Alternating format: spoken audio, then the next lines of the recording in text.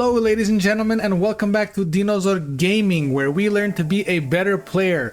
We are now in the second week of the spoiler reveal season for Legends of the Force, and this week we got a bunch of new cards, and most importantly we got Legends cards that normally you would not have expected in this game as they are not part of the canon. But on top of that, we got so much more, so let's go ahead and jump right into it for a weekly recap. So first up, we got the only leader that we saw this week is Kanan Jarrus. Kanan Jarrus, of course, says action, spend 1, tap, give a shield token to a creature or a Spectre unit.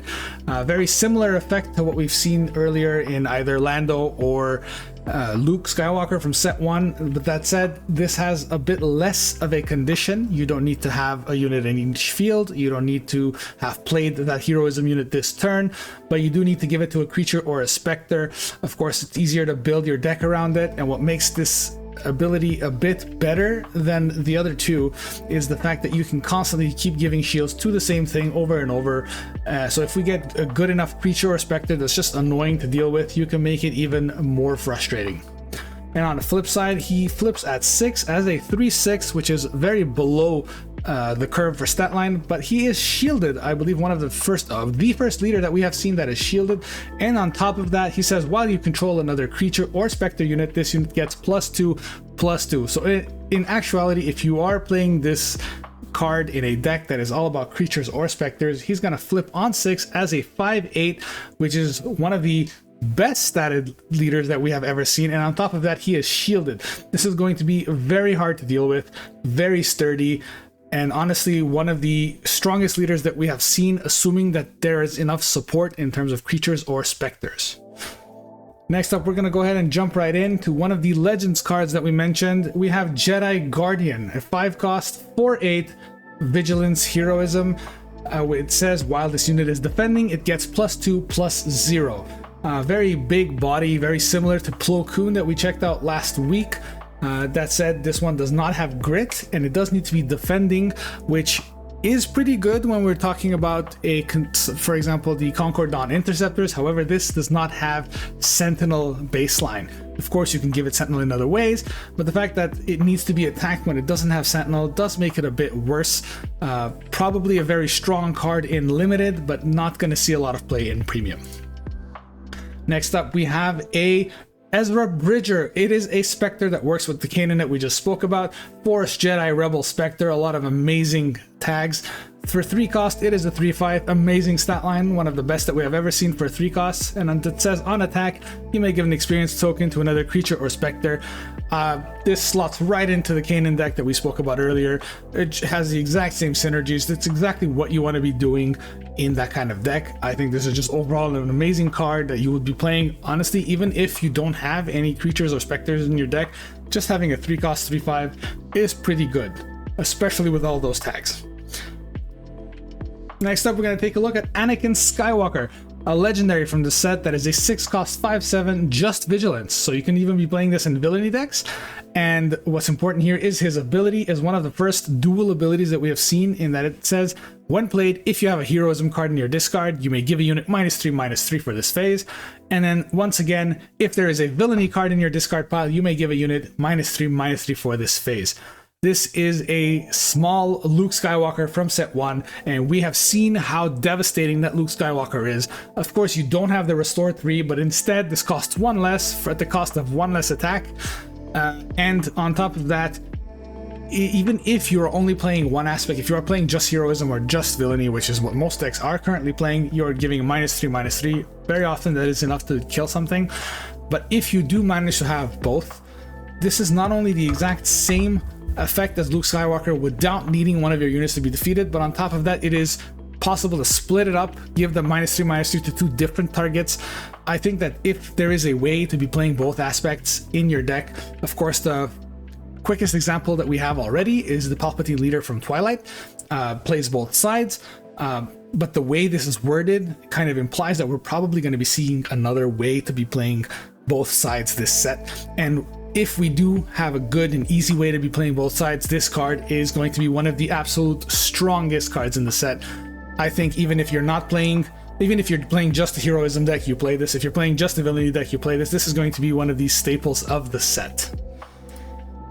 Next up, we're going to have Cure Wounds. Cure Wounds is a 1-cost event. Once again, just Vigilance. That says use the Force. If you do, heal 6 damage from a unit. It's 1 cost. Uses the Force, heal 6 damage from a unit. Sounds strong in theory, but it's very rare for you to actually have a unit that's injured and that you can afford to spend an action to heal.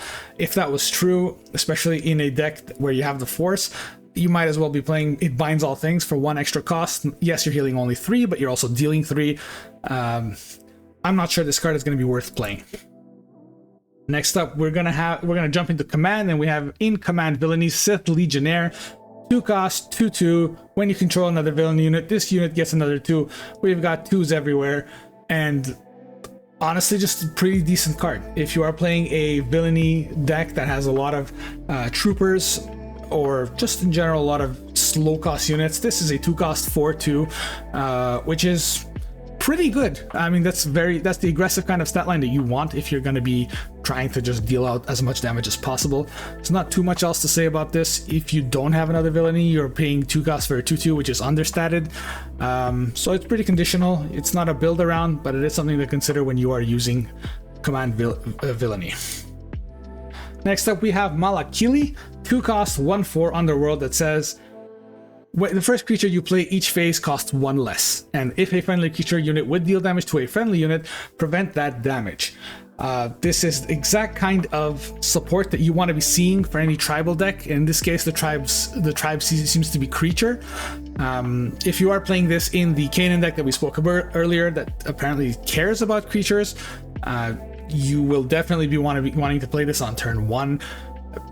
Constantly giving you 1 less cost on your creatures is the same thing as ramping up, and ramping is a thing that green already does very well. And on top of that, it removes any of the downsides of creatures hitting yourself, such as Jabba's Rancor that deals 3 damage to one of your units to deal 3 damage to one of your opponent's units. Just an overall fantastic card. If you are playing any small amount of creatures, you want to consider this. This is a kill on sight.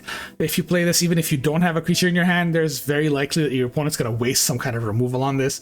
I think this is a fascinating card. It is worthy of its rare slot. Next up, we have Sifo Dyas, Force Jedi Republic, 5 cost 4/4, just command, can be played on either side. That says when defeated, search the top 8 cards of your deck for any number of clone units with a combined cost of 4 or less, discard them. For this phase, you may play those cards from your discard pile for free. Very similar effect to what we've seen in Cobb Vanth, as well, just in command. That could have been played by both sides.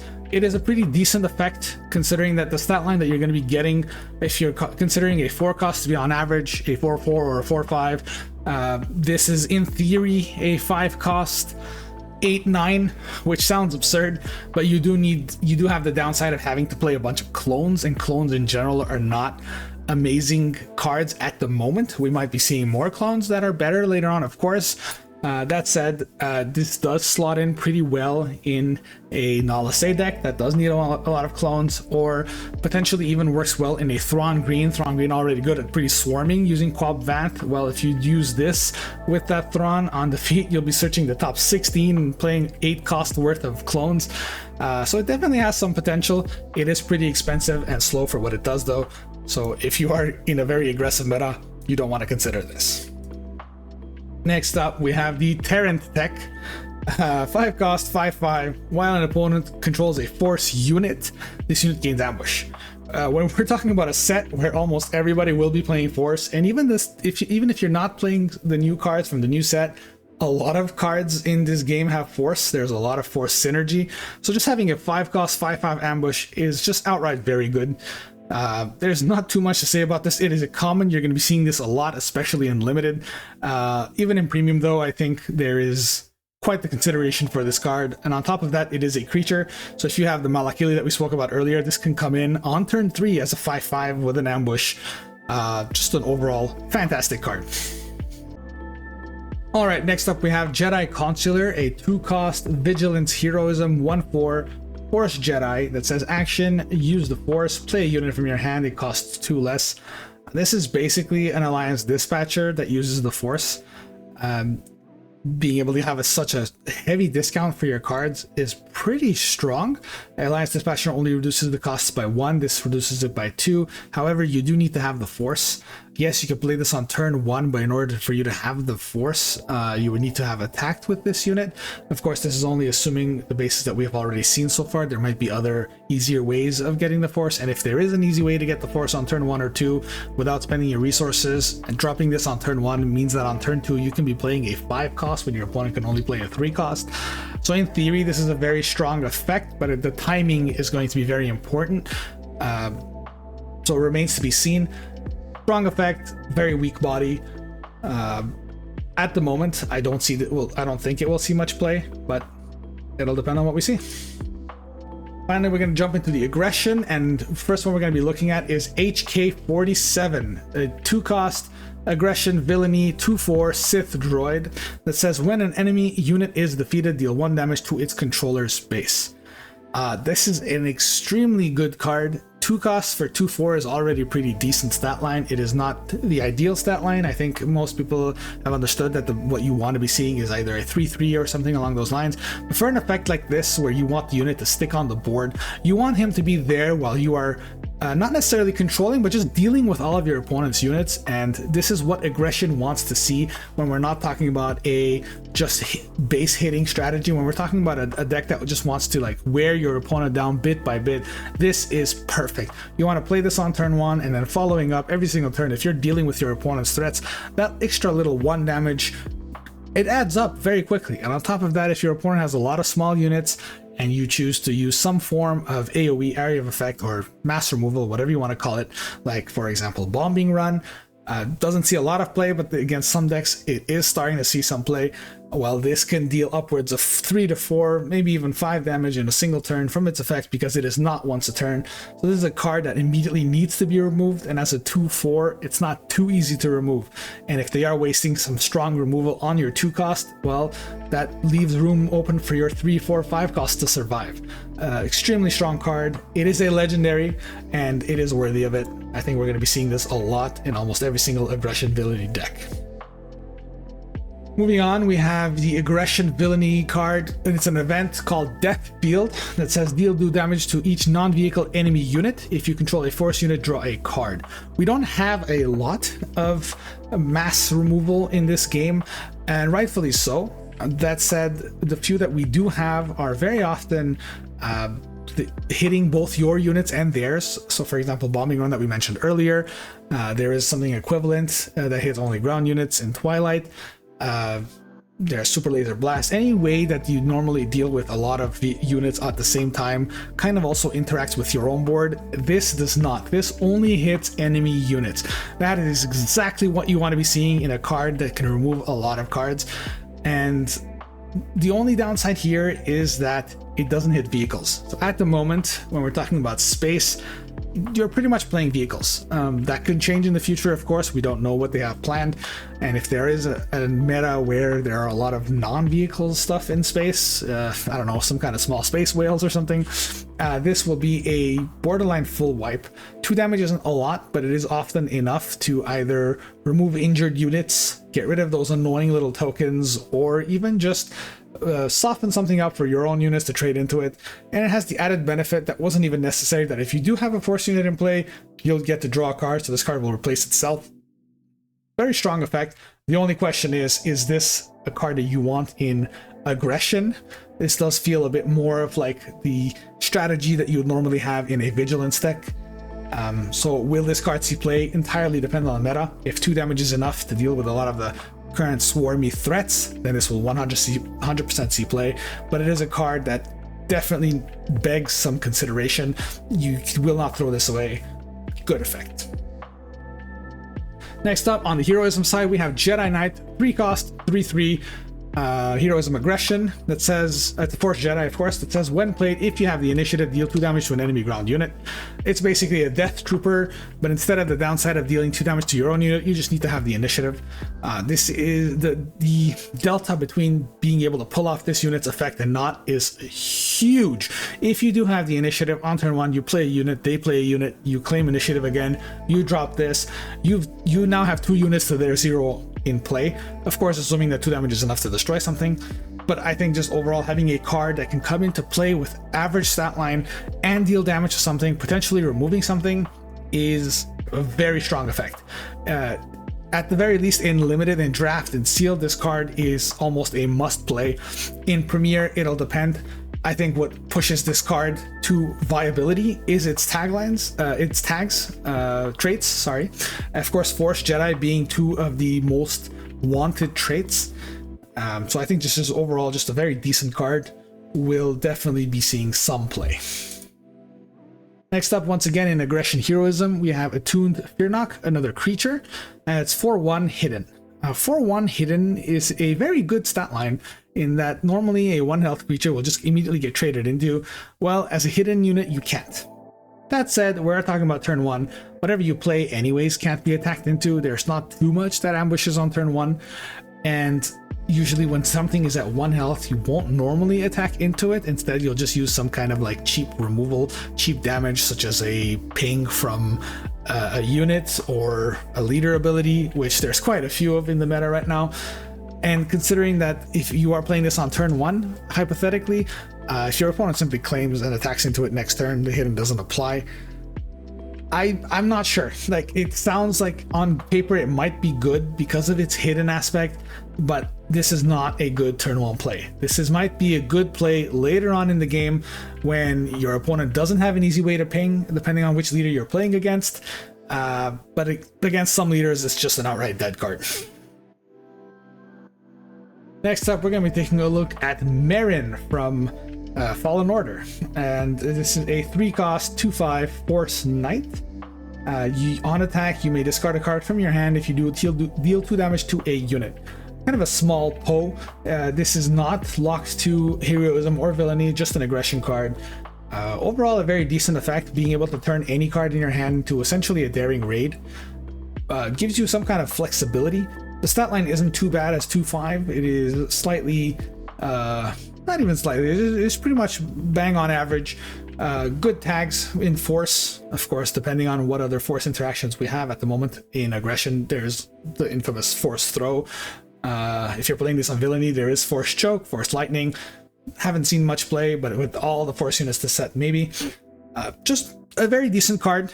Daring Raid is a card that has seen some play on and off. The main downside of it is that you don't want to be polluting your deck with such cheap low cards, but being able to turn any card in your hand into a Daring Raid whenever you want, assuming Merrin survives, is a pretty good effect. Very good, flexible card, helps you deal with aggro. Next up, we have Tukata, a 3-cost 4/2 hidden. Very similar to what we spoke about earlier with the 4/1 hidden. This is slightly better. Because you're playing this on turn 2 when your opponent potentially has something to attack with, so the hidden will prevent it. It has 2 health, so it will not die to any small, easy removal like a ping from Quinlan or Django. Well, Django doesn't apply anymore, but you get the point, or Cat Bane, or anything of the sort. So that 2 health, it makes it more likely to survive and actually hit. 4 attack is pretty good, but is 4/2 a good stat line for turn 2? Not necessarily. A lot of the average stat lines that we're seeing more and more for a 3-cost is usually a 3/5 or potentially even a 4/4. So this card is pretty underwhelming. Of course, it is a creature, and we have been seeing quite a bit of creature synergy this set, so that might be enough to push it into some sliver of viability. Next up, going into Cunning, we have Jedi Sentinel. Cunning Heroism 5/4 Force Jedi. Once again, amazing traits. While the Force is with you, this unit gains Sentinel. 5/4 Sentinel is pretty decent. 5/4 is a very good stat line, especially with what we've been seeing right now in the meta. There are a lot of 3/5s. 3/5s is what most of the key cards are in at the moment. For example, Quinlan or Han Solo. And so having something that's 5/4, pretty good. We already have seen a 5/4 Sentinel on the command side. It does cost 5 though. This is costing 4 with the condition that having the Force is important. That said, this is a force unit, so when she does attack, she or he, apologies, when they do attack, it will give you the force. So if you at least get a one attack in, you've turned this into a sentinel. Overall, very good card. 100% will see play in limited. Good chance that it will see some play in Premier as well. That's pretty much what you want to be seeing in a sentinel. You want it to be just sturdy enough to survive from cheap removal, but good enough to remove something that attacks into it. Next up in Cunning Villainy, we have Liberated by Darkness, an event that says use the Force. If you do, take control of a non-leader unit. At the start of the regroup phase, its owner takes control of it. This is basically Change of Heart. Change of Heart for one less cost, but it requires you to use the Force. I think what's most important about this card is that it tells us how they value the Force, and it sounds like for the developers, at least in this set, the Force is worth about one resource. That said, Change of Heart is just Cunning, whereas this is Cunning Villainy, and usually having an extra aspect tacked on kind of makes the card cheaper or stronger. So the Force might even be valued at less than one resource. That is very interesting information to have. That said, we've seen that Change of Heart is a good unit, is a good event that's played quite a bit, especially in side decks, and just being able to have even more of them in your deck might be good. If you're playing a Palpatine deck, for example, a Palpatine yellow is already very good, but Change of Heart steals your unit, attacks with it, then uses Palpatine's ability to kill it, draw a card, deal a damage. Well, you get to do that 6 times in a game now, 9 if you're even playing Commandeer. So I think we're going to be slowly seeing the rise of some kind of like steel deck, just a deck that just constantly takes your stuff. It is a good thing that this is in Villainy, as we have seen Qui-Gon Jinn in this set work very well with effects that steal your cards. So it's a good thing that there's not another tool to steal a card in Heroism side, but Villainy does still have good cards to abuse it. Moving on, we have Mind Trick, 2-cost Cunning Heroism. Exhaust any number of units with a combined power of 4 or less. If you control a Force unit, those units lose all abilities and can't gain abilities for this phase. Just another exhaust effect in Cunning. There is a handful of those already. Being able to exhaust more than one card is good, but often enough, if you are exhausting things that have a combined power of 4 or less, they weren't that threatening anyways. If they are threatening and you do control a Force unit, at least you get to remove the abilities. This is an okay card. Honestly, I think it's currently outperformed by a lot of the other options that Cunning has, but still very good to see play in at least limited, maybe not in premium. Moving on into single aspect cards, we have the Forged Starfighter on the Villainy side. That is a 1/1 Sith vehicle fighter with Hidden and Raid 1. Pretty good. It is basically a 2/1 for 1. It's basically what we've seen a lot of. This does have Hidden, which, as we mentioned earlier, is not necessarily something you care about on turn 1, but being able to pull this off later on might be pretty good. Being a 1 cost gives it that flexibility that you can sometimes use it to even out your curve, or more importantly, if you're using something like a Darth Vader from set 1, a lot of the times you just pull a 2 cost and you don't have another 1 cost. If you play this, it can't be attacked, so you're essentially making it so your opponent has to use some form of removal to get rid of this, or you get to attack with the 2/1. Just overall average card. Won't see too much play, but has some niche uses. Next up, we have Darth Tyrannus. Darth Tyrannus is a 4-cost Villainy card for Separatist Sith. Very strong traits.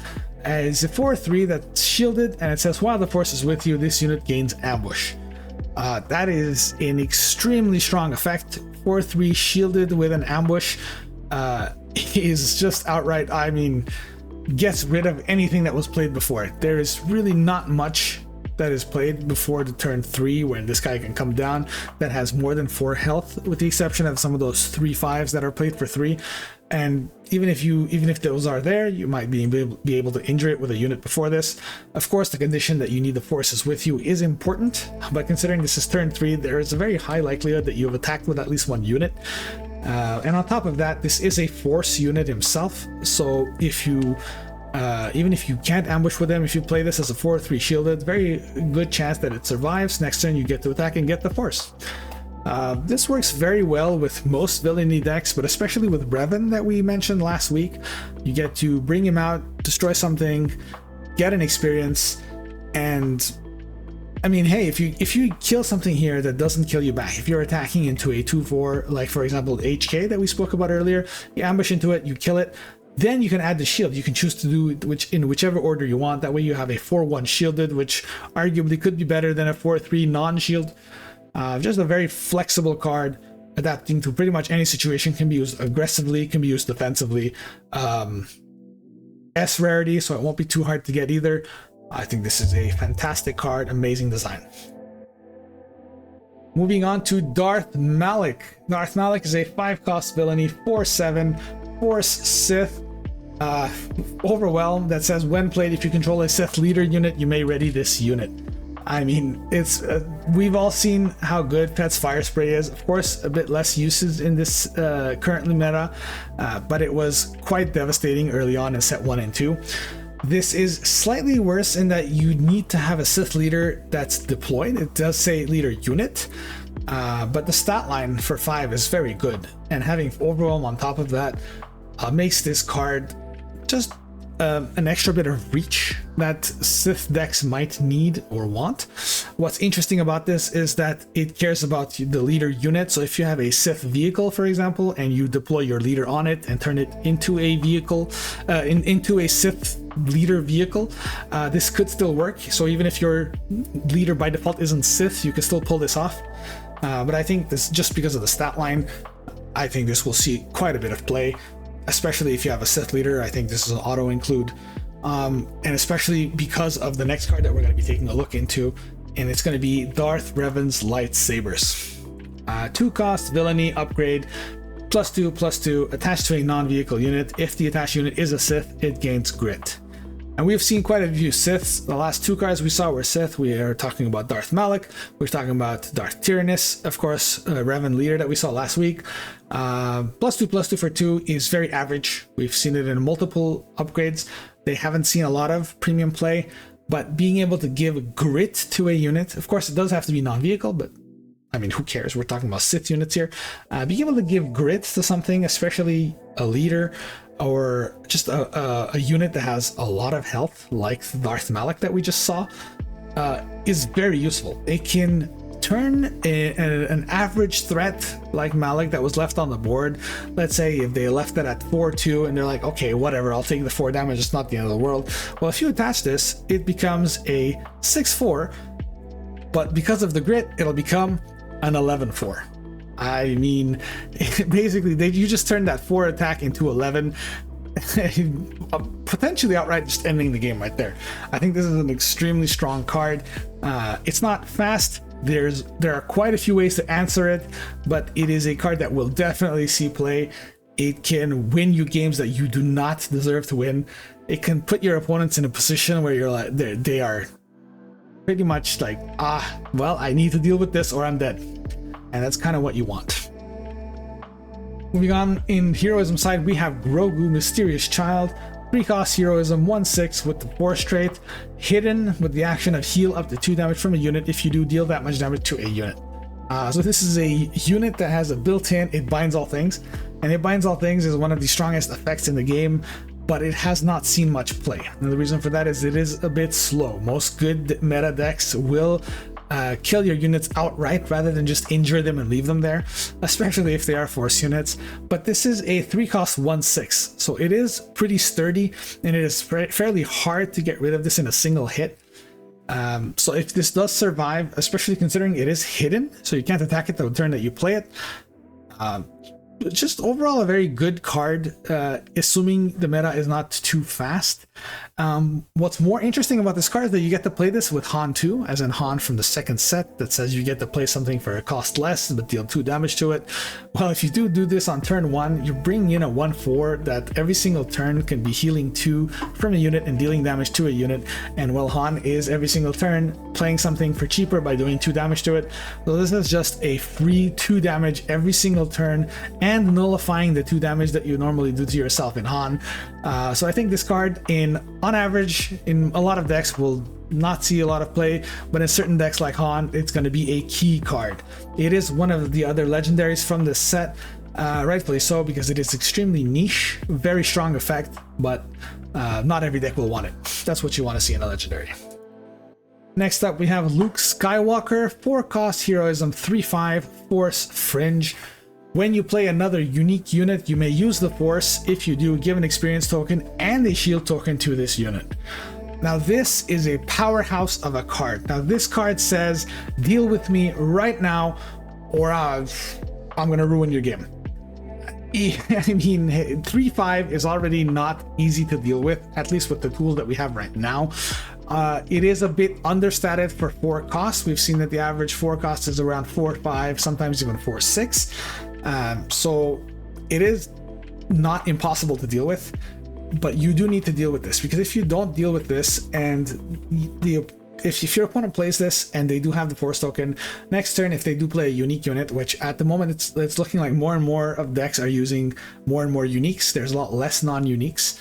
There's a lot less non-uniques in every deck. So if every single turn you're buffing this up, the next turn this becomes a 4/6. If it's not dealt with again, which now it's harder to deal with because 4/6, first of all, can't be takedown, can't be Failed Dragon. It now has a shield, so it's harder to attack into it. If you don't deal with it, well, the following turn it becomes a 5/7 with another shield on it. Very, very strong effect. The downside is, of course, that it is monopolizing your Force token. And Force token does seem to be the main mechanic of this set. So of course, if this is your only Force consumer, it's pretty good. On the flip side though, if you have a leader that relies on using the Force, this might make it harder to use that, or your leader might make this harder to use. So I think this is maybe slightly clunky to play, but just a card that your opponent needs to deal with immediately, or it snowballs out of control. Moving on to another lightsaber, constructed lightsaber, no aspects whatsoever. Another legendary, 3-cost, +2/+3, attached to a Force unit. One of the first upgrades that we've seen that are very niche in what they can attach to. It says, if attached unit is a Heroism unit, it gains Restore 2. If the attached unit is a Villainy unit, it gains Raid 2. If the attached unit is neither Heroism nor Villainy, it gains Sentinel. Now this is a card. If you are running any Force units in your deck, there is a very high likelihood that you will be playing this. This is so versatile, so adaptable. I mean, if we do get a deck that is running multiple aspects like we mentioned earlier with the Anakin, this will be a must-have 3 of. But otherwise, this is a legendary that you will never be sad to see. Of course, 3-cost +2/+3 isn't great for stats, but the effects that it gives are pretty good. If you're a hero unit, it's basically a devotion with more stats. Devotion does see some play. If you're on the villainy side, Raid 2, it's basically a 3-cost +4/+3. It becomes a slightly better Darksaber, I suppose. And otherwise, it's Sentinel. Sentinel is a very strong effect. Sentinel with extra stats on it. That is definitely what you want to be seeing, especially when you're versus aggro. I think this is one of the best cards that we have seen so far, and it looks underwhelming, but it is going to overperform. And finally, the last card that we're going to be taking a look at today is Curious Flock. Another creature, 1-cost, 1/1, that says when played, pay up to 6. For each resource paid this way, give an experience token to this unit. So this is essentially a way to use up all of your resources, especially in Limited, where often you don't have plays for every single turn. This basically says you get a creature with stats equal to your resources. If you're playing this on turn 3 and you have 4 resources and you pay all 4, this is going to become a 4/4. You can do this up to turn 6, where you're paying 7 for this to be a 7/7. Overall, I mean, very average stat line for every resource turn that you can play this. Some interesting things about this is it works very well with discounts. So for example, the Malakili that we saw earlier will make this cost 0. So that way on turn 2, if you pay 3, it will become a 4/4 instead. Which is pretty decent. More important things is that this actually lets you use stuff like Energy Conversion Lab. Even if you are paying 7 for this, the 1-cost kind of goes around some of the cost-based effects, cost limitations. So there are some creative uses for this card, but I think it's definitely much better in limited than it will be in Premiere. Now, with all that said, I think that's it for today, everybody. Thank you so much for listening, and I will see you guys next week. If you enjoyed this content, don't forget to leave a comment, and don't forget to subscribe to help me out in making more content. Thank you so much. See you guys next time.